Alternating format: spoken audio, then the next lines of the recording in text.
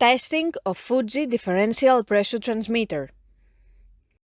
The transmitter has been set to a calibration range of input signal according to the request of the customer. For testing, we add a 24-volt DC power supply, a multimeter in order to measure the milliamp output, and a water column in order to see the input signal. By manipulating the input signal, the unit reacts accordingly, and at the lowest set point, the output is 4 milliamp, and at the highest set point, the output is 20 milliamp.